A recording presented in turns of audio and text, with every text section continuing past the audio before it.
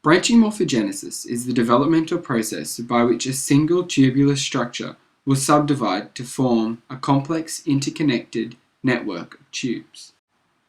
This morphogenic process plays a crucial role in many biological structures, including those used for fungal hyphal growth, which allows them to form the complex arrays that are so often seen in nature. Hyphae growth is much the same as the morphogenesis that occurs in the organs such as the neurons of the brain, the structures of the kidney, and importantly those of the lungs. The structures of the lung have evolved over centuries to become an efficient mode of gas exchange. Their importance and conserved structure makes them an important organ for study, as well as an ideal model for this morphogenic process. There are three major phases to lung branching morphogenesis, which are thought to be highly conserved throughout all organisms that undergo this developmental pathway. These are lung budding, pseudoglandular phase, and terminal saccular phase.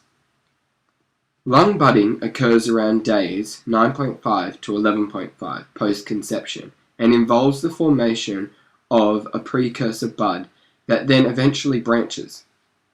The major signal molecule for this process was discovered to be FGF10, which drives outpocketing from the ventral foregut. The second phase of branching morphogenesis is pseudoglandular phase. This process occurs around days 11.5 to 17.5 post-conception and encompasses the entire branching process. The major signal molecule for this process is BMP4. The final phase of branching morphogenesis is terminal saccular phase. At this stage in development, the formation of the surface that enables gas exchange are formed. The development of these saccules form from the most peripheral regions of the airways by a process of widening in the inner air spaces at the tips. The formation of saccules signals the beginning of the vascular network. This generally appears between days 17.5 post-conception and day 28 postnatal. The branching types that are used in branching morphogenesis are highly conserved among all participating organisms.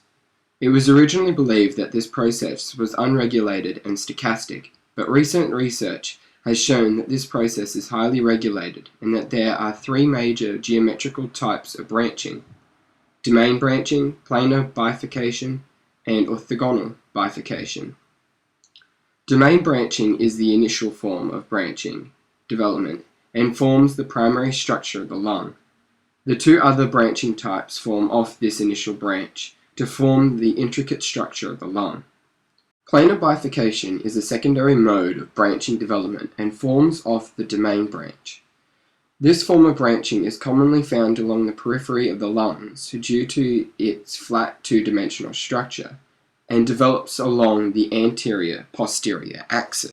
The final major geometrical type is orthogonal bifurcation, which is similar to that of planar bifurcation. However, at each subsequent round of branching, there is a 90-degree rotation of the developing branch. This causes the formation of a cluster of branches, which form the internal structures of the lung. Thus, in conclusion, the formation of the lung and other related structures are the product of the complex balanced interaction between all of these processes that are encompassed during the conserved process of branching morphogenesis.